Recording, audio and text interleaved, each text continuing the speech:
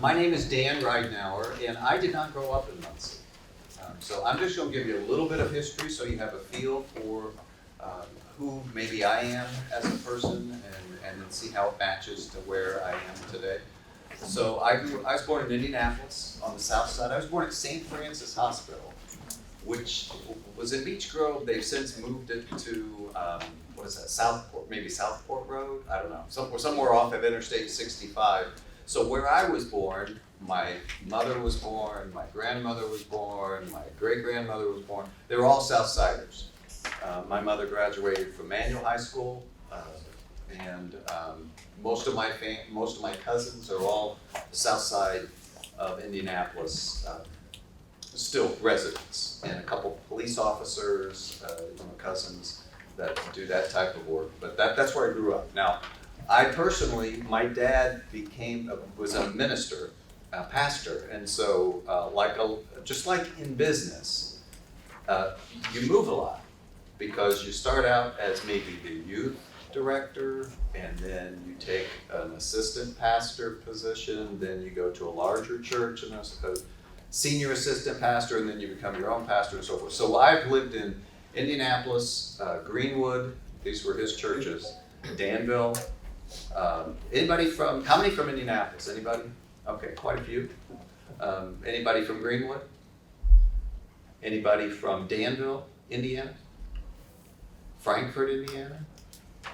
Frankfort, Indiana? I was in high school. I was a Frankfurt hot dog, and so that's great. And then from there, I got into after school. I went to Ooey at the time. Now, IUPUI is what it was then after that, and now it's all switching to where they're becoming their own university. But that's where I went. And I was on the IU side, business side of it, and I had a brother who went there, and neither of us lived on campus. I've never had an on-campus. I've never lived in that environment, so I commuted, and he commuted. He was on the Purdue side as an engineer, and now owns his own business in Indianapolis. But my dad, after I was out of school, after Frankfurt, he was in a Speedway Christian. Anybody from Speedway? That's Indianapolis. And then Trafalgar. So anybody down further south. And he has since passed away. But that's kind of how I grew up. So we moved around a lot. For business, I've moved around a lot as well. So I knew I wanted to be involved in business. That's where I wanted to be. Never wanted to be mayor. That was not on my goal. That wasn't something I was seeking. But I'm very goal-oriented and knew I wanted to be in business. And really was kind of driven by money early on in my life, not now. And I'll give you a story later that kind of goes through that. But was very driven by money and thinking the more you have, the better it is.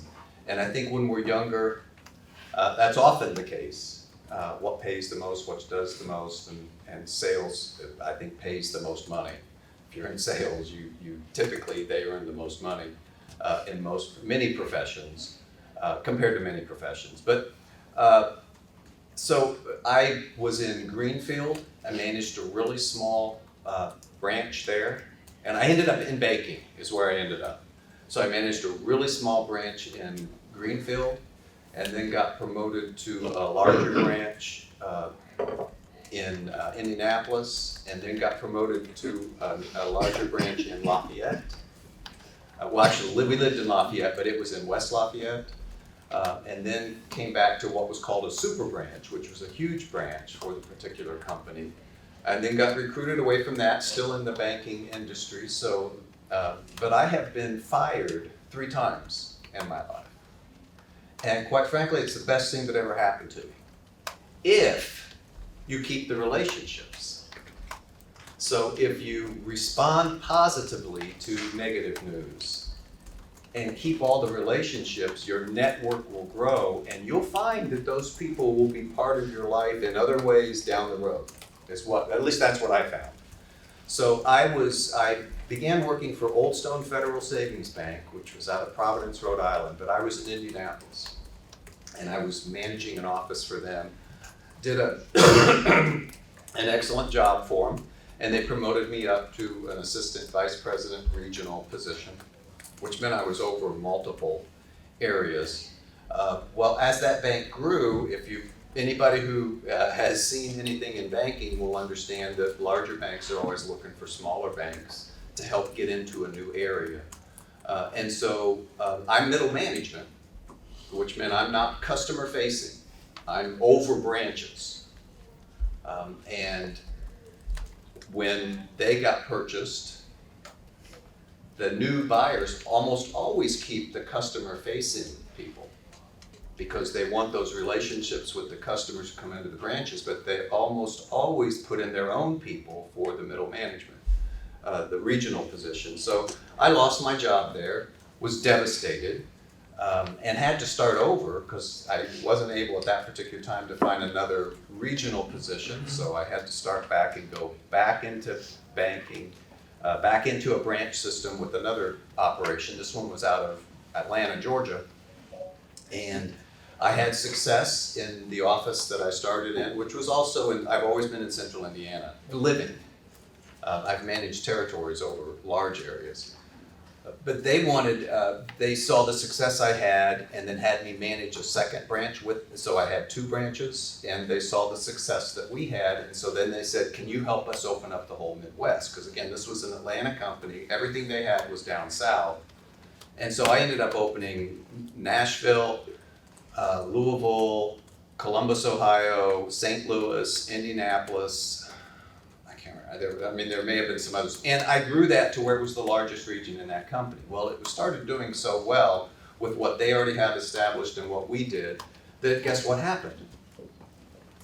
It got purchased. It got merged. They call it merged, but that's not what it is. It's purchased. And guess what happened to me? So for the second time, I got fired. Same thing. I was in a regional position. I was a regional VP over the central region for them. But again, I responded positively. I said, I really appreciate, because here's the reality. When you get fired, you're paid for the time you worked. It just means you're not working there anymore. So why badmouth them? That's the way I looked at it. Keep the relationship. I got paid for every day I worked with them. I got paid everything they promised to pay me. I got experience that I used in the future areas. So just keep those relationships because they will come back to you, some of them, and they will treat you the way they were treated. And so those relationships are very important. So just respond positively would be my recommendation on what you view as negative situations at the time. So then I went to a third company. This one was out of Chicago. Anybody from the Chicago area? Suburban Chicago? Okay. So we were out of Naperville. They had a downtown office originally when I started, and then they moved it to Naperville, the corporate headquarters. But again, I handled other areas for them. So I was there to do the same thing I'd done with the Atlanta company, which was to build their network. And in this one, I ended up being, went even beyond regional VP. I was the national sales manager, so I covered the whole country on the sales side. I didn't have anything to do with their operations side, but I was on the sales side. So my job was to get loans, get customers. That's what my job was in a number of different states. It was about 17 states. And then for that particular one, I didn't get fired. I'll just tell you what happened, and this is it was one of the worst moments in my life. They made me a partner. I was not part of their original group. They made me a 10% partner, and then ended up getting sued for something that happened 2 years before I had even started with the company. So it was about 6 years before it so it was something from years ago, and ended up losing and closing. And we were about ready to go public, and I had my value, what I had, and this is why I think money can go away. And I will tell you, I was not a millionaire. I grew up with a teacher and a pastor. Neither of them were high wage, very rewarding careers, but not high wage. So I was never wealthy, but I had gone to where I was a self-made millionaire. I'm 40 years old, making large amounts of money, and the company ended up closing. In 6 weeks, we were done, because the lawsuit was large enough, and it was a Conseco subsidiary that did it. But the lawsuit was large enough that the banks that we were doing business with, and this was a mortgage company, decided to pull our lines of credit. And so we could no longer do any loans. What we would do is we would make loans and then bundle them together over a 3-month period and then sell them. So you'd make $15 million worth of loans, and then you can get a better price if you sell 15 million at a time rather than selling a $100,000 loan by itself. So that's what we did. Well, when you lose that line of credit, it goes away.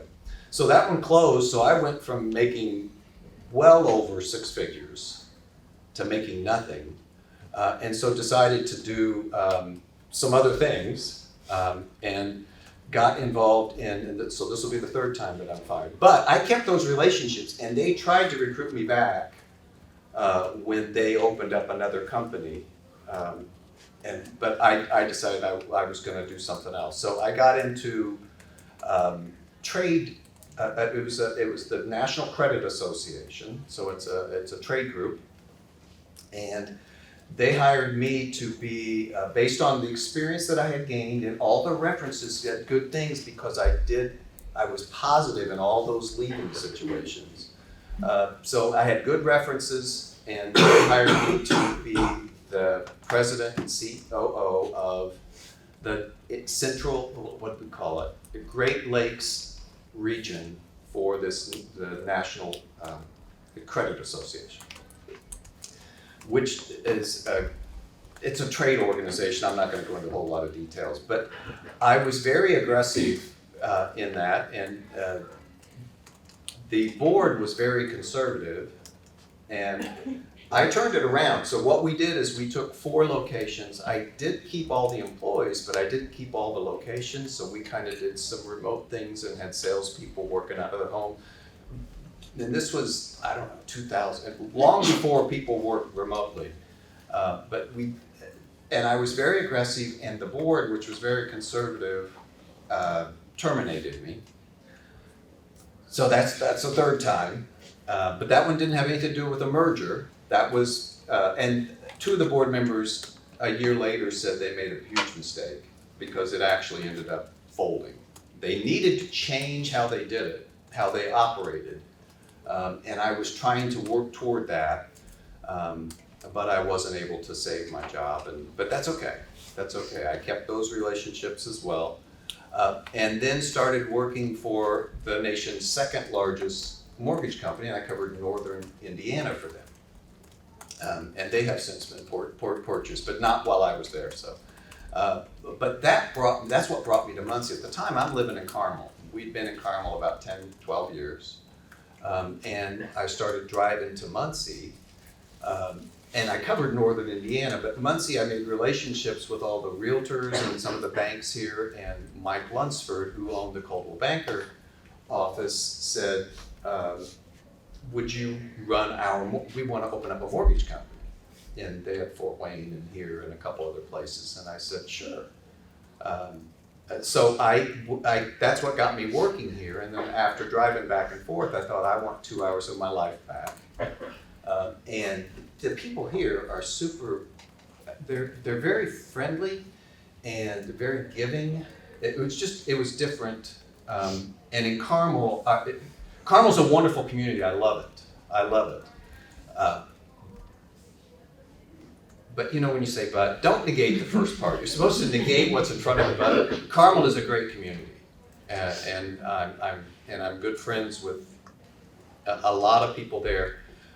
But what we found is, what I found, every 3 years, all of our neighbors changed, because it's more of people come there to move up in the companies, kind of like I was doing.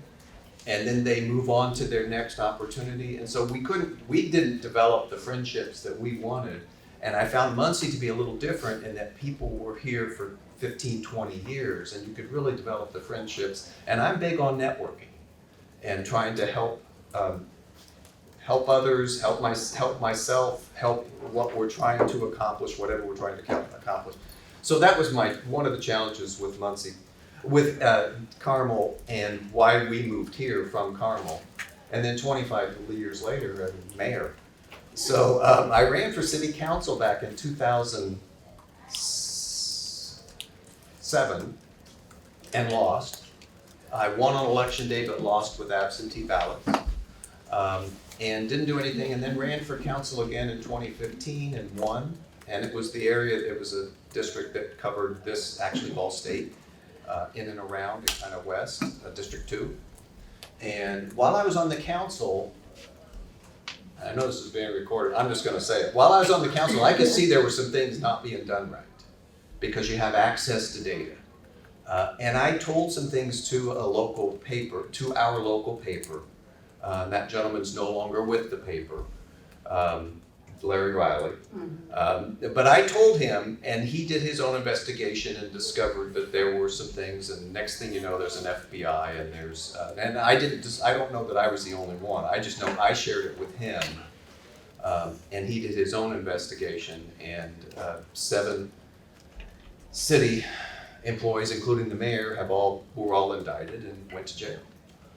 So while on the council, I could see what was happening, and just to give you our background, all 4 of our kids were out of our house. 2 were Ball State graduates, by the way. And some were already having other children, or having kids, so we were starting to have grandkids. We've been very careful financially as a family. My wife and I, and our house was free and clear. Not too far from here is where it was, Kenmore Addition, just on the other side of Tillotson. And I knew what I was making at the bank, and I looked at what the mayor makes, which is not a lot of money. There's a lot of responsibility, but it's not a lot of money. And I was at a different point in my life. I wasn't trying to make money, but I wanted to help our community. And so that's why I ran for mayor. I asked my wife, I said, that was actually a $23,000 pay cut over my base pay. That didn't even include bonuses. So I took $23,000 less for certain, plus lost other pay to be mayor. But I really feel like it's the position that everything that I had in my life led me to. Because right after taking office in 2020, COVID hit and the economy completely shut down, and I'm not quite sure without my financial background if the city would have gotten through it. I think the convention center would have closed. I think the hotel downtown would have closed. I think a number of restaurants and businesses wouldn't have made it had me and the team we put together not been in office. But I don't know that that's the case. That's just personal opinion. But I do think my financial background has really helped. Just to give you an idea, the way we run economic development at the city, and then I'll get into some personal things, is we look at ways that we can bring things to town, but not at the expense of tax dollars to our schools and our other entities, like libraries and general fund. That's not how every city operates. Some cities borrow all the time. And when you borrow, you get a great thing to open up today, and you'll see I do talk with my hands on. A great thing to open up today, but you make all these other people for 20 years pay for it. That's what happens. And so we've only paid cash. We've not borrowed on one economic development that we've done in our city, and we've added what amounts to about 600 new homes. That's part of it. And about 300 of them are affordable, which is we have a great need in our city, primarily in certain areas that have not had investment. So we've been investing very heavily in some of those neighborhoods that have not seen new houses and development in their areas. And we're having some success. Well, by not borrowing, the tax base has gone up 16%, even though the population is still stable. But the tax base has gone up 16%, and that's what's helping us continue to move the city forward. So financially, we're in a much better position than ever before, and I think my financial background helped on that. And we just don't borrow for things because I'm trying not to make previous generations, mainly my kids and grandkids, have to pay for good things that happen today. And that's what a lot of cities do it that way. They'll spend a lot of money on something today and everybody's all excited and it's wonderful, but it's not paid for 20 years. And we've not done that. So we restructured a lot of things. I came in and we hired the first city engineer the city had had in 30 years. A city this size, 65, 70,000 people should have a city engineer. Well, instead, they were spending $700,000 a year for consultants. I spend $105,000 a year for a city engineer, so I have $600,000 extra that I can then put into something that brings affordable housing to the Thomas Park Avondale neighborhood. So those are some of the shifts that we were able to accomplish. The other thing about management, and I know this is, these are all management students? I don't know. But it's anyway, a management class. But it's a management class, but the leadership. Okay, so one of the things I will recommend to you, and I do have, on local politics, it really doesn't matter R's and D's. National, there's some reasons that somebody could believe one thing or another, but local, a pothole is a pothole, a street is a street, a police officer is a police officer. It doesn't have anything to do with R's or D's. But there's a lot of pressure to put in people who have the same letter by your name. I didn't do that. And it really irritated. I have an R by my name. When I had the 12 department heads, 4 of them have D's by their name, and it really irritated some of the R's. When you look at who loves parks and our kids the most, that person was a D, and that person was Carl Malone, and there was no way I was going to put somebody else in charge of our parks. It didn't make some people happy. The same thing with community development, my city engineer, my communications director, all of them have different letters after me, and that's unusual in politics. I didn't go, this is what I had never been, I'm not political in general, but in order to win, you have to have a D or an R. The independents just don't have a chance. So, but I look at, when I'm running a business, and that's what I view the city, I want the best people for the job, and not friends. I had friends who worked with my campaign and were not happy that I didn't put them in various positions, but the best person for the job was not them. And whatever you end up doing, make sure you're always putting the best people. That doesn't mean you can't have people who are acquainted with you or friends or so forth involved, but put them where their strengths are. And I think then you'll have better success. And that's one of the things that we did, which I'm proud of. Now, I want to tell you a little bit about this. One of the reasons I've had success, and I would encourage all of you to do this on some level. You don't have to do exactly what I do, but I do the same thing every day when I get up. And I call it the apple a day. So have you guys heard what an apple a day does? Keeps the doctor away. Okay. And there's legitimacy to that, but it's not the apple. And it's not to keep the doctor away, it's about the activity and doing the right thing every day. Success is built, in my opinion, success is built on doing the little things each and every day that are positive. Failure is built on doing things each and every day that are not positive.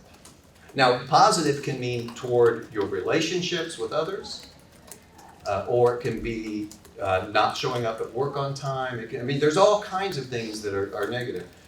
But here's what I do every day when I get up, because I don't know, and I'm wearing this sticker because I came from an economic development meeting and I'm going to that after this ends. So I kept the sticker on so I can get back in and get the free lunch.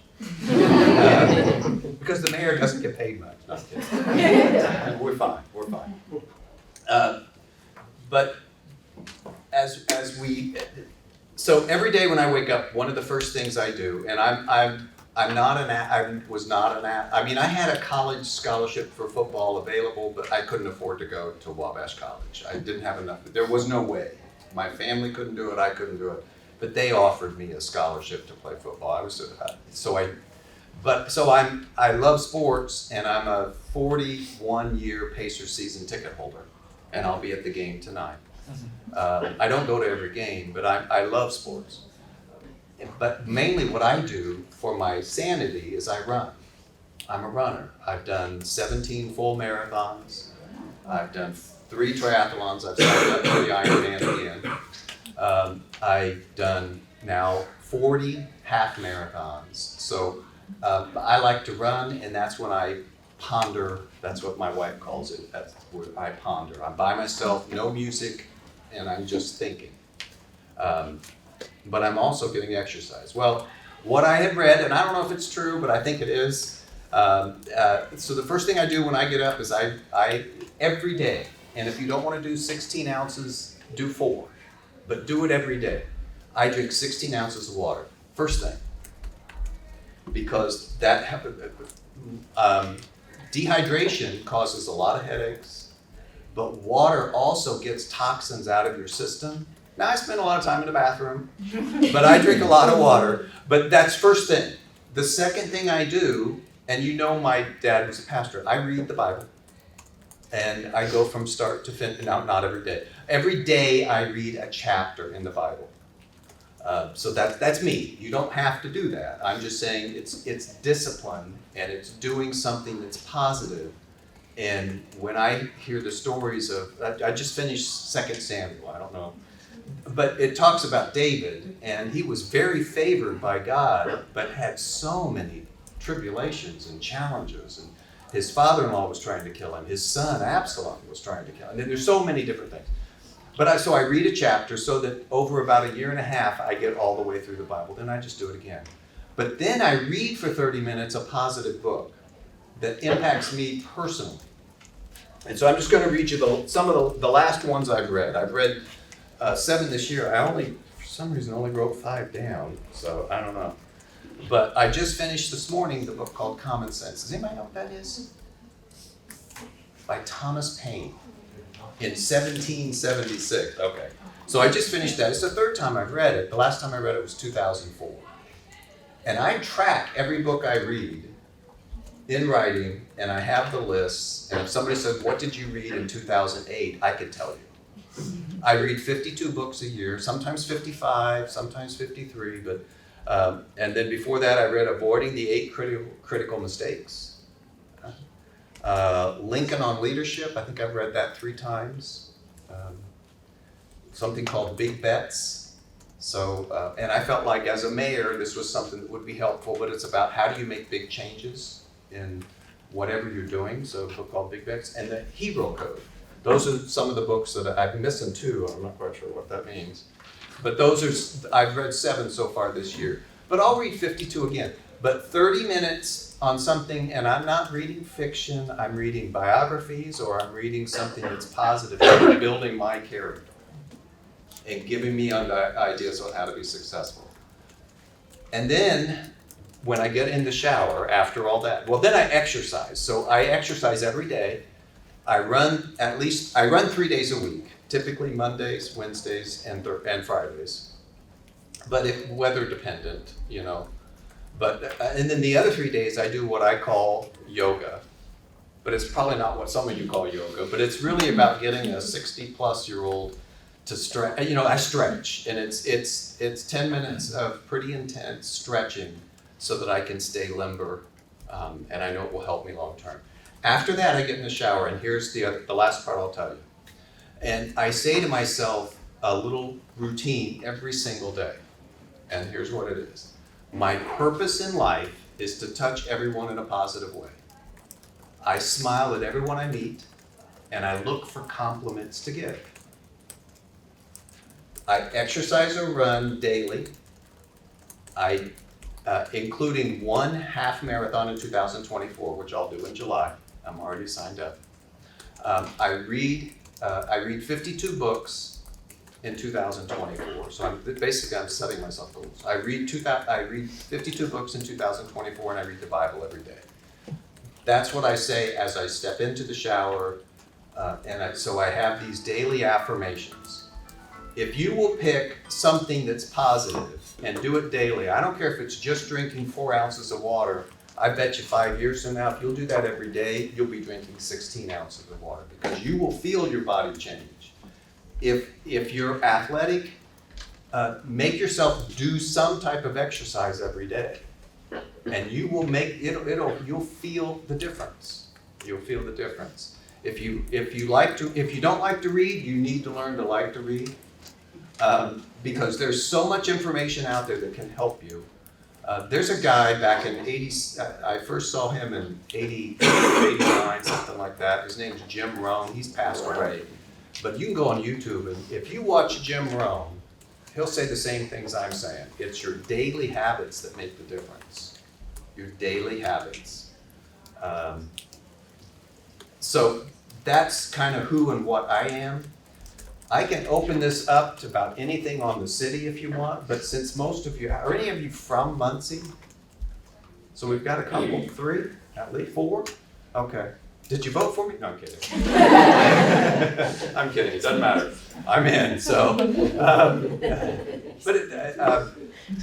I don't know that you'd have questions about the city or what we've done, but I have 550 employees, the most I've ever had.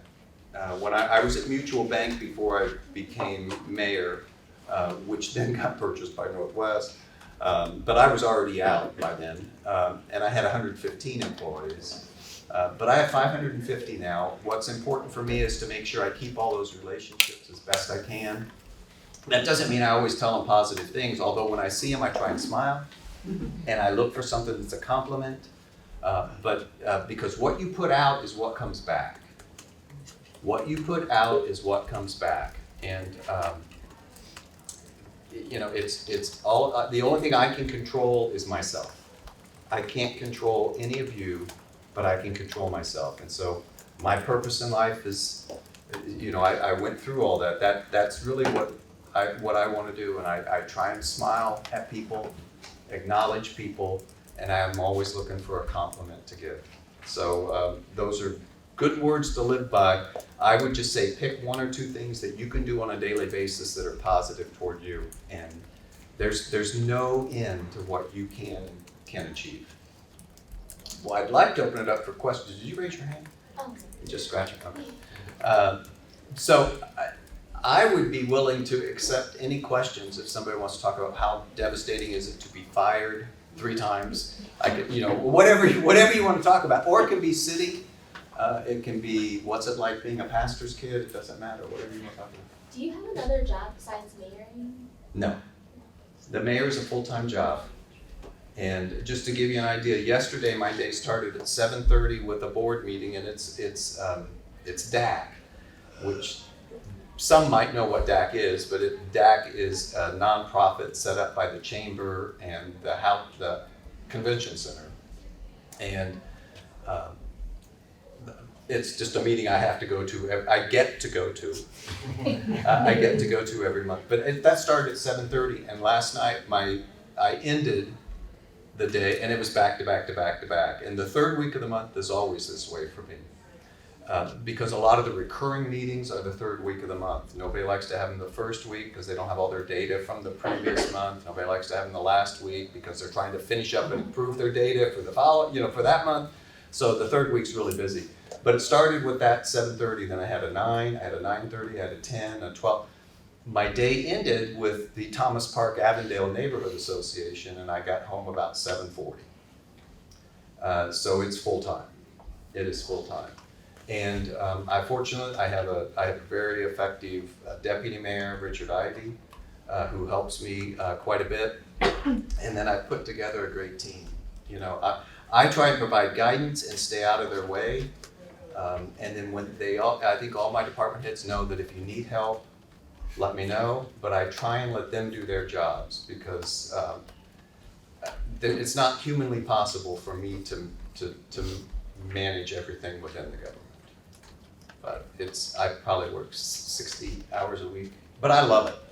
I love it. I know I'm making a lasting impact on our city. And that's what my purpose was. I've already had the career stuff, and I was a millionaire, lost it, and I'm back up there again. So I'm not concerned financially. I mean, I'm not wealthy compared to all kinds of people, but we're very stable, and our kids are secure, and we're just trying to love our 4 grandkids and make our city better. Yes, ma'am.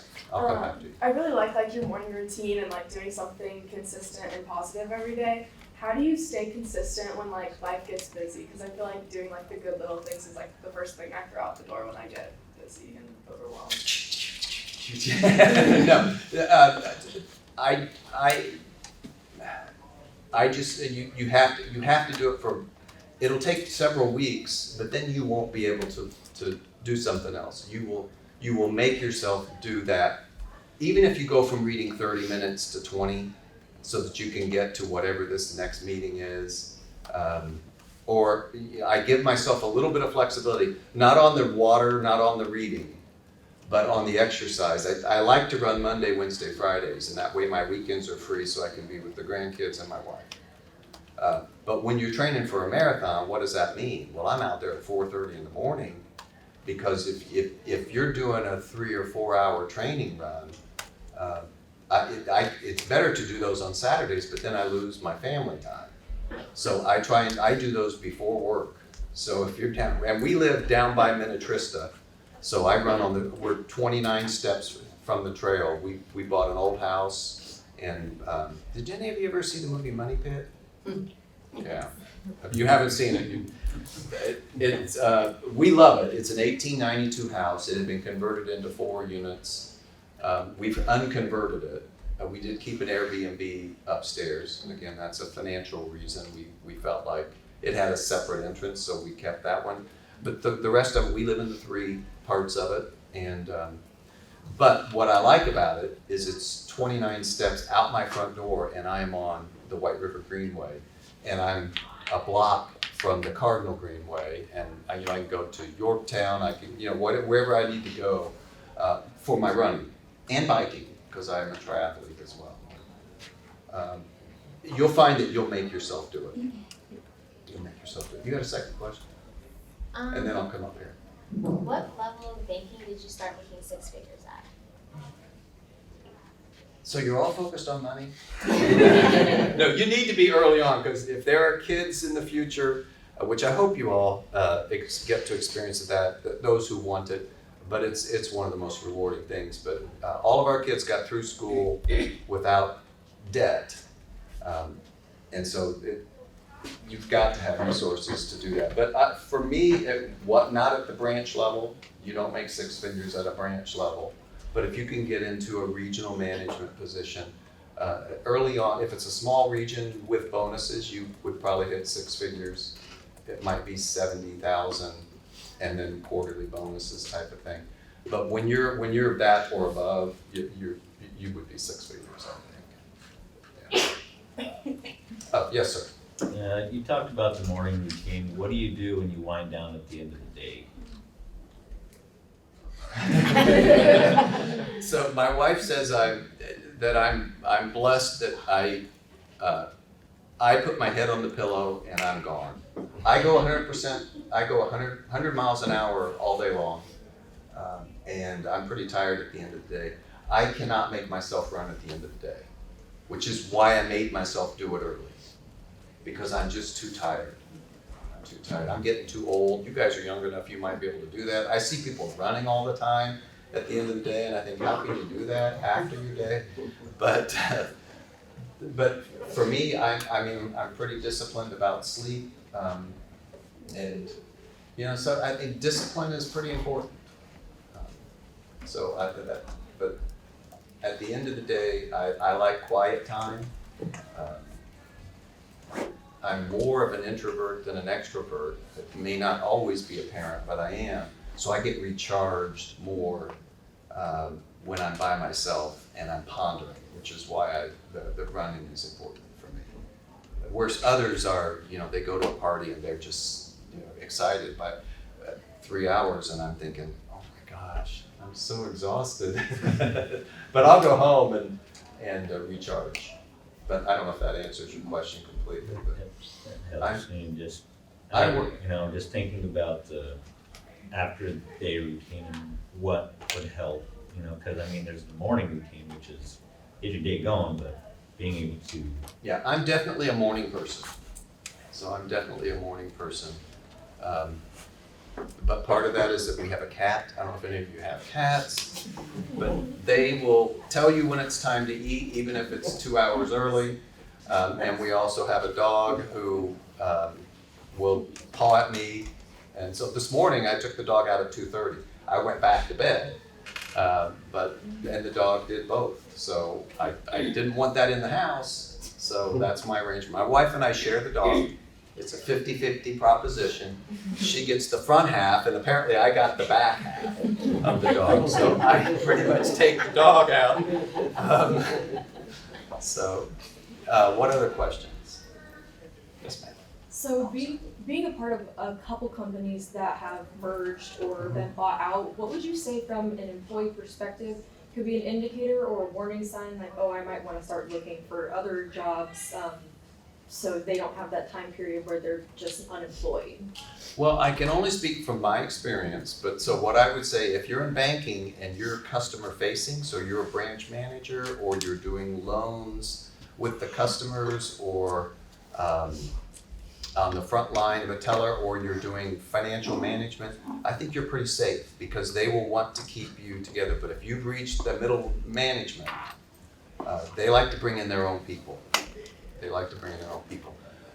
But I will say that if the business you're working toward, the key to success in business is, it really is more sales. More sales covers a lot of mistakes. And so if your sales seem to be dropping, I guarantee you management is looking, what do we do? And management will often go to, let's cut people. What I did in the city is our revenues were down 3.4%, and yet nobody's saying, well, pay us less money. Everybody's saying, pay us more money. And we have 3 unions, and they're all negotiating to pay more money. So I had to come up with ways to increase the revenues. And so, because I know without the revenues, you can't provide the services. But if if the sales are not good, I guarantee you management's looking at what do we need to do. And it's either cut, or let's add a new product, or let's change this, or let's add a new location, or let's whatever they decide is best for their company. But I can only speak for the banking. Customer facing is pretty safe with mergers. But middle management is not. From past experience, I guarantee you that. Did you have another question? How did you get prepared for your kids to go up to school and make sure they didn't have debt? We put money aside. Ball State was very gracious and let us, we paid on a monthly basis. We estimated what it was gonna be. We put money in a 520, we put money aside for it. And we used those tax advantages but we just kind of prepared for it. I'm a planner, I'm a preparer. If you're not, I doubt that surprises many, but we were kind of trying to prepare. We didn't want them to get out with a whole lot of debt. We wanted them to get out with 0, and all 4 of them got out with 0. And I will admit we did one. We had one loan, which we paid off for the 3rd one, because they were close enough together. It became a real challenge. In fact, my pacer, just to give you an idea, you make other decisions is the other thing. So I had really great seats. I was 3 rows behind Larry Bird when he was general manager, by the pacer bench, so like row 10. But those were expensive seats. When we got to the point where we had 2 in college, I was in the upper rafters. But I kept season tickets, so I kept my seniority. And the Pacers say I'm the longest tenured season ticket holder they have. The mayor of Muncie. I don't go to all the games because it's so easy to sell them online, so I'm going tonight, but I've sold Sundays against Dallas, and people will pay crazy prices for some of these stars. Did So you go to the All-Star game? I did not. It was a financial decision. The tickets were more than I wanted to pay. It was quite a spectacle, I know. just with the way they dressed up the city. Yeah, it was, there's, different topic, but they're saying that the presentation was so good that the NBA is looking at coming back every 4 years forever. Because it's all so, Indianapolis was designed well in that it's all walking distance. And there's the tunnels and there's the walkways, so everything, you don't have to be out in the elements in a lot of it. So, but now there was no defense in the All-Star game. There was no basketball. Yes, no questions from this side? Oh, we do have some. I'll go ahead, and then I'm gonna get to you. As a long distance runner myself, what's your favorite race you've ever run? I did Chicago twice, and it's the last one I did. If you go onto YouTube and they talk about marathon finishes, I'm nowhere in the video because I was nowhere close. But the one that they talk about is one of the greatest ones, where it was really close and quite a battle, was a Chicago marathon that I did. I think that's 2010. Was the second time I did Chicago. But I think my favorite was Toronto. I did the Toronto Marathon. I loved that city. It was. I just found it very beautiful and well maintained and clean, and so that was one of my favorites. And that my best time was the Seven Bridges Marathon in Chattanooga. Cool, thank you. Did So, you go but to I the just- CN Tower in Toronto? I did not. Whew. I could see it. That's, I was there for the marathon. ooh, when you can feel it move from that high up. It's I know. It's like interesting. 1,800 feet, isn't it? At one time, it was the tallest Yeah. structure in the world. It's been passed, but But that's a great With a question. glass. So what do you run? Oh, I do half marathons myself. Half I try to do marathons. at least one a year. I haven't signed up for one in 2024 yet, but Okay. Well, we've got 10 people. Since I did my first Ironman in 2021, in 2021, and we now have 10 people who are city employees who are doing an Ironman. One of them and two of them are teams. So one person swims, one person bikes, and one person runs. If we need a runner, can I reach out to you? absolutely. Okay, because it's a half marathon. Yeah. You just can't pass me on it. Okay. So we had a question over here. Can you talk a little bit about what you're doing in the addiction and recovery space in Muncie? Absolutely. So we have under construction, we have the Muncie Crisis Center. The foundation is in, so it's, and that will be a place where what our intent is, and I've lost family members to, in this situation.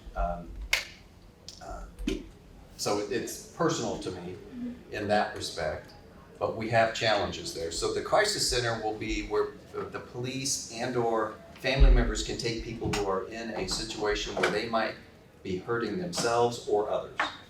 And it will be staffed with professionals, not city employees. We're paying for it, but it'll be staffed by professionals in addictions and mental health trainings that will get people out of that crisis and to a facility that they can get to resolve. So that's one of the things we're doing. The other thing that we're doing is we're getting real close, and I testified in front of a Senate Senate committee on health, and I got Muncie added to a bill for a pilot program to create an integrated mobile health unit. So we'll have people that can go to situations that, like the crisis center, people have to come to them. This unit will be able to go to people who are in a situation that need help. So that's another thing that we're doing. The county is working on, we don't have a long-term treatment facility here. That's a little pricey for the city itself to afford. we're working, trying to come up with ways to make that happen, but we're trying to make some steps. And the city police, we've hired now some social workers, so we understand that we don't want people to go to jail if that's not where they need to be. And we don't want them to go to the emergency room. If you're in a mental health crisis, going to the emergency room and sitting for 4 hours waiting is not gonna help your mental health. And so that's what the crisis center is to do. So, but I appreciate that question. So we've taken some steps. We have a long way to go, but that building should open in August or September, the crisis center. And mobile integrated health, they want a couple years of data before they see if they're gonna pay for the whole state. It would be state funded. But Monticello, Crawfordsville, and Muncie, I got Muncie added to that, are the 3 cities they're testing for results. Back there, Ball State, Jersey. What's your First one. big picture like goal that you would love to see for Muncie? Like something like far out goal that you think maybe unachievable but you're willing to try for? Well, so one of the main things I've been doing in Muncie, is housing. There are too many people who work for Ball State and IU Health that have not been able to find suitable housing in Muncie, and I'll explain that in a second, and they live somewhere else. So I'm really trying to make sure that going forward, I'm not trying to get somebody to move here from Hamilton County who already works here, but as new employees come in, I'm trying to help provide housing options so that they can have a place here locally. So Ball State gave me 12 acres that they decided they weren't going to use. We're going to put in a subdivision. Not too far from here, we put in a subdivision where there was an old elementary school. We paid for it and put it in, and it's ready to go. The electricity just got all done last week, so there should be construction on those. So that'll provide some new housing. We've got some, and I know this is an issue because we put a 55, in 2020, we broke ground on a 55-unit apartment building on the river, market rent, so high rent prices. 70% of the people that moved in there, so 39 of the 55 were people who worked at Ball State or the hospital and were commuting in from Hamilton County. And when we surveyed them, they said it was because we couldn't find suitable housing here.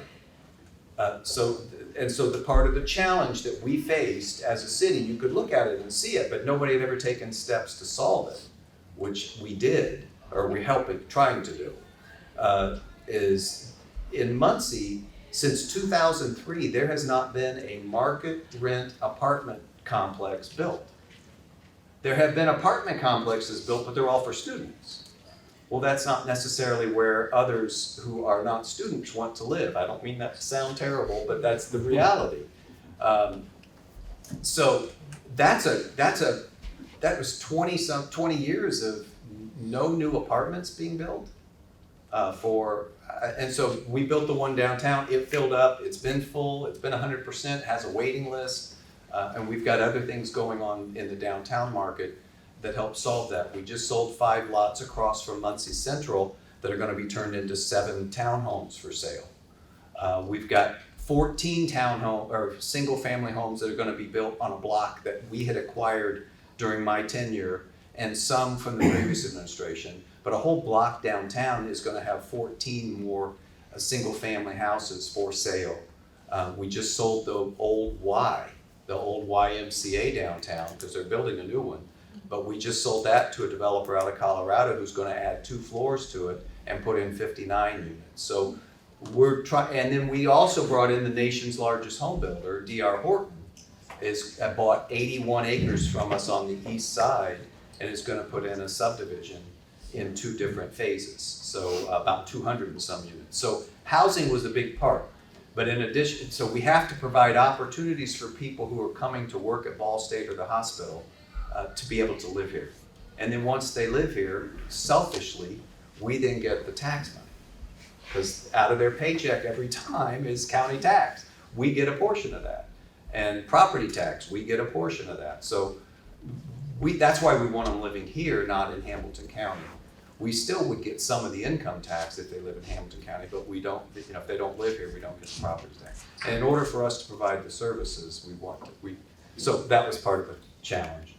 And then the other thing, we also knew that we had a lot of really poor condition homes in some areas, primarily on the south side, but not all exclusively on the south side. So we began tearing some of those down. The previous administration did too, but we took some of those lots that the city had owned since 2013 and nobody had done anything with, and we packaged them with some developers to where we've got 288 homes being built across the city in those neighborhoods that are affordable rent. So we partnered with the state, and the rent, if you make $20,000, your rent's here. If you make $30,000, your rent's here, and $40,000, your rent's here. That type of thing, so that people can live in new housing and get out of that crappy, some of those poorly maintained homes, and that applies pressure to those landlords, because as long as they can get somebody to move in because nothing new's been built previously, they don't have to fix it up. Well, now they're having pressure to fix them up. So those are some of the things that are kind of behind the scenes. I don't really talk about that because, but that's what our thoughts are. So we've done about 600 new units of housing, which provides opportunities for us to grow as a community. So long term, my goal is I want the population to go up. And we are at 0.0 after years of decline in just 2 years. The 23 estimates come out in April, so I'm hoping that we're up again, but we've stopped the decline, and we're hoping now that it's going up. And then that brings other things. Yes, sir. Okay, so you just talked about the residential development that you guys are working on. What are you guys looking to do more for commercial development here in Muncie? Yep. So we just helped the mall get new owners, and it's a company out of Georgia. My wife's originally from Georgia, and I saw what this particular company had done at the Dalton Mall. My wife family lives in Chatsworth, Georgia, which is next to Dalton. So it's like Muncie, Yorktown, kind of. But I saw what they did at that mall, and quite frankly, they're going to tear down the JCPenney, and they're going to tear down the Sears, and then they'll fill out the middle of it. But what you'll see where the Panera Bread is, which is an outlot, where that JCPenney is, there's probably going to be 4 or 5 more restaurants or other businesses out along McGalliard, because that's valuable. There's 22,000 cars a day driving on McGalliard. So that's one of the things this company's going to be doing is they're going to be selling those outlots to people they have relationships with. So I don't know what commercial will come to town, but that's what their intent is. And then they'll fix up the inside of the mall. They're going to put in new lighting, and they're going to redo the whole thing so it will feel fresh. And there are 39 tenants there now. It was just built for 80. So they're getting rid of some of the excess. But that's one of the ways. And we worked that out to where we're putting $0 from city funds into that. But we had to find the right developer.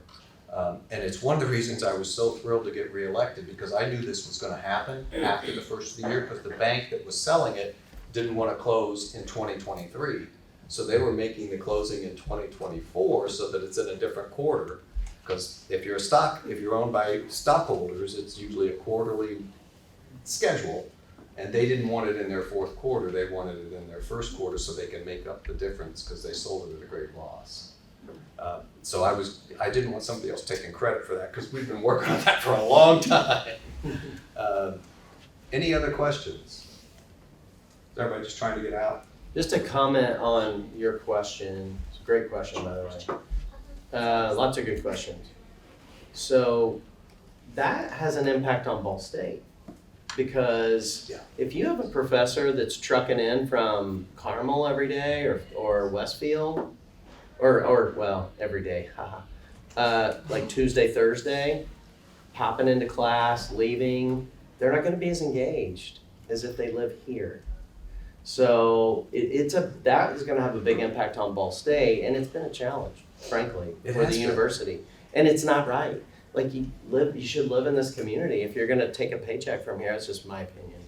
Well, I love So- your opinion. Take it for what it's worth. I bet there's more here than people realize. There is. Every time we bring, like John Langford, he's like, Muncie's the greatest thing ever. You know, we take it for granted sometimes. It's an easy place to live. There's a lot more things here than people realize. Like he loved Bob Ross. He didn't know that was here. So just something to think about. Another couple other things I wanna ask you. One is, we talked about this before class. What ELI style, this should be easy, do you think Dan is? Builder. Wait, I heard one scientist vote, but builder, it's builder.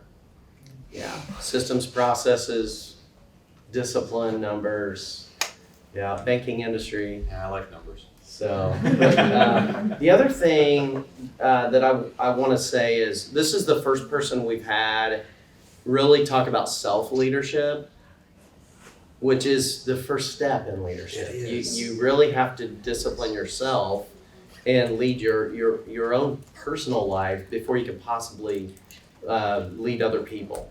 So I'm really glad we didn't talk ahead of time about what you were going to talk about, but I'm really glad you did because it's important, and clearly you have a team that's pretty well oiled. So, and just we're gonna do stuff around mission and purpose later in the semester, and it's really important to find that kind of North Star of where you want to go with your life. You're the creator, so That's right. Nobody else. And it will change Yeah. during your life. I think it will adjust. So, any other questions? Okay, here and here. So we've been doing a lot of talking about like buildings and like how you wanna make it more for people that work here. So how do you plan on making Muncie more for like the college population? Because I know like talking to a lot of people feel like it's more of a town for like the older generation. So like how do you feel like you can make it for more of like the 20-year-olds, the college kids? Well, I'm long since past 20-year-olds, so you tell me, what should we be thinking? Because if I don't ask the question, I don't know. So I don't mean to put you on the spot, but what would be helpful? Probably like just like more little things to do, or like if we had more like nightlife vibes, nothing like crazy, but like it feels very limited when it comes to like you wanting to go out on the weekends because you are in college, so you kind of do want to. Have you been downtown? Downtown Muncie? Yeah. Yeah, here and there, Okay. but not Okay. all the time. Like, just something like other Yeah. activities to do. We more hear this. focused I've on talked to high others. schools as well, and it's a similar type thing. Yeah, it just seems like it's more of a town for like the older generation, which is fine. When you are For us old folks. No, but I appreciate the comments and the questions, and we'll continue. Maybe we could put a group together for you and do a facilitation or something. Okay. With a younger, I know, well, I need to know what we need to be working on. You guys go to Craft Center. So in You have to South share with me. Bend, in South Bend, we have a craft center. It's ran by the Salvation Army. And it basically has like, there's a pool, there's all these different like activities you can do, there's youth groups and Bible studies and different things like all in like the same big building. I feel like it would give kind of the youth an idea of, okay, this is like my community, like this is where I belong, like these are my people. And I think that's like one of the main things it did for South Bend was that people don't feel like they need to leave now because they went to the craft center, their kids can go to the craft center, everyone kind of knows each other, and it's not like strangers just Sure. living near each other. Thank you. Um, Be gentle. piggybacking on that, I feel like it's not like a lot of like good job opportunities for students out here. Like we get the bare minimum for paying. We have like rent, looks and pay, and it's very hard to find like good jobs without like having a degree already, or just like the competition of people in Muncie just pushing us out. So it's actually something we should Okay. work on a little bit. Okay.